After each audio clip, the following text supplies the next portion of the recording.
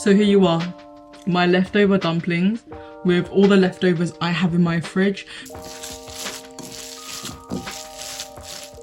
Sorry about that. Now let's start with the ingredients. We have the baked people sauce chili oil, mincemeat, gelatin, spring onions, Napa cabbage, ginger, garlic, dumpling skin. For the seasoning we have black pepper, salt, sesame oil, oyster sauce, cornstarch and water, sugar, stock cubes. All the ingredients are exchangeable and they're all listed down below. So I just want to show you a trend that I just recently learned about how to add stock into your dumplings. Now, one of the interesting things is it's not really a trend, it's obviously the method, but there's something so satisfying about this. So basically this is beef stock. It actually looks like beef gravy, but as you can tell, it's not going to fall out because it's gelatinous.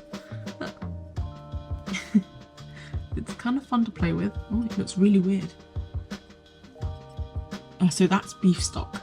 So we're going to add this to the dumplings. I'm going to grate it, or basically finely chop it, so that it can like basically disperse evenly through the dumpling.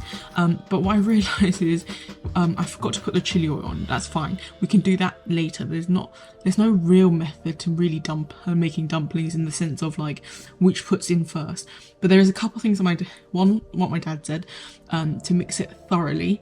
I think it's to like basically not beat the meat or like massage the meat, more like to basically make it sure it's tender. There's one final liquid I'm going to add, actually two final liquids I'm going to add. One is the cornstarch with water to make a cornstarch slurry, and the second one, we can actually add those separately, and the second one is the chili oil, so that it's definitely not going to be dry, which is a mistake I made like in my previous dumpling sessions. So it's going to be really interesting once this is like all finely like in bits, which I'm quite interested about. But one thing I will say is, if you don't have a sieve, like a metal sieve to go through, use a cheese grater. It's the same thing. It works amazing.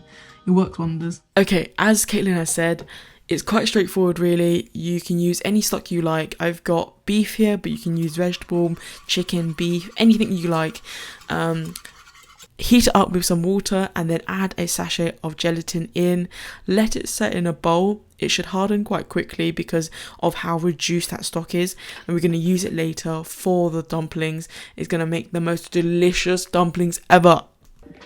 Okay, granted I look crazy right now, but I promise you this really does work. So this is the stock that we made earlier.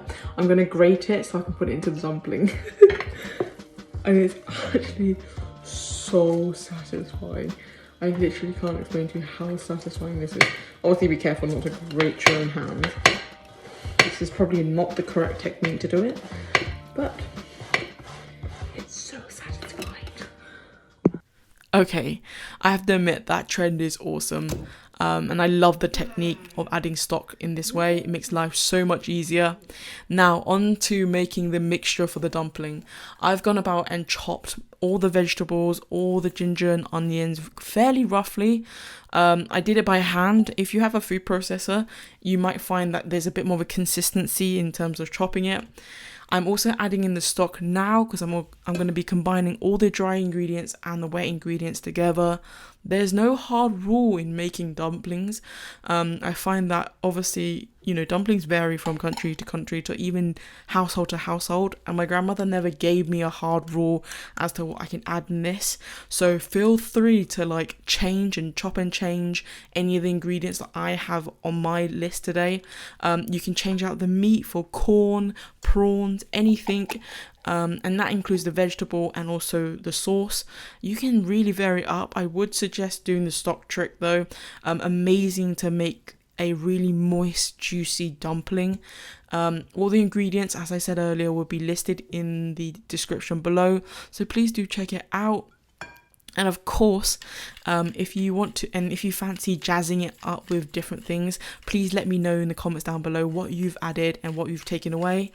All these ingredients are also the only thing I had in my fridge on that day. So I'm really glad that I could, make something up with it. It also goes to show how creative you can be with your dumplings, because you honestly can use any form of leftover. I did have an old box of mashed potato and sausage, but I didn't think that would be presentable. It would be look quite dull, but it could be quite interesting. One thing I will say is, because beef is such a lean meat, it can be a bit more drier than pork or prawns, so make sure that you really mix it up. Use your hands, make sure you're breaking down the fibers as well so that you can soften the beef.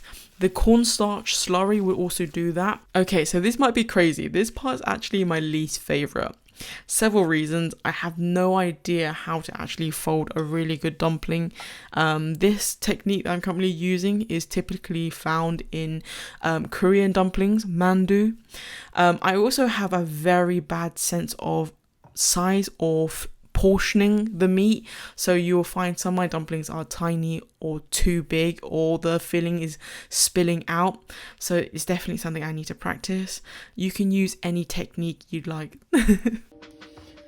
Oh, making them too big. Okay, let's try them again.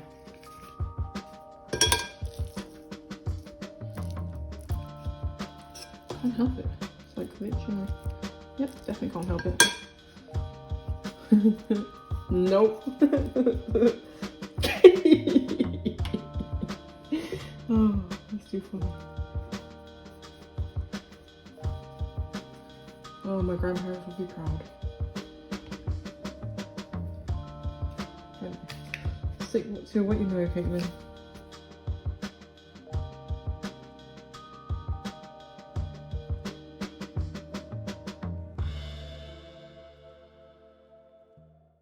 Okay, finally on to eating. Oh, hold on, wait, we need to cook them first.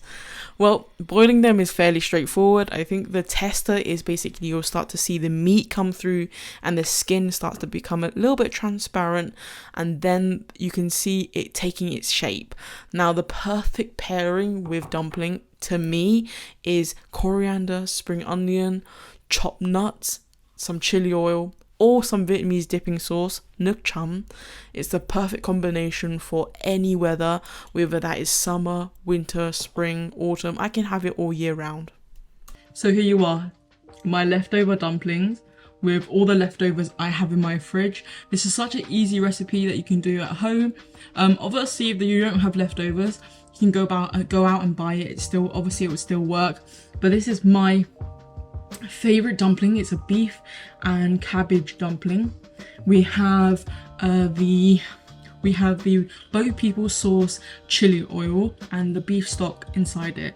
It should be super juicy and super flavorful, but such an easy thing to make on a weekend, especially when you don't have that much food. Of course, you can take some of them out. You can obviously swap them. There are alternatives to each of the ingredients.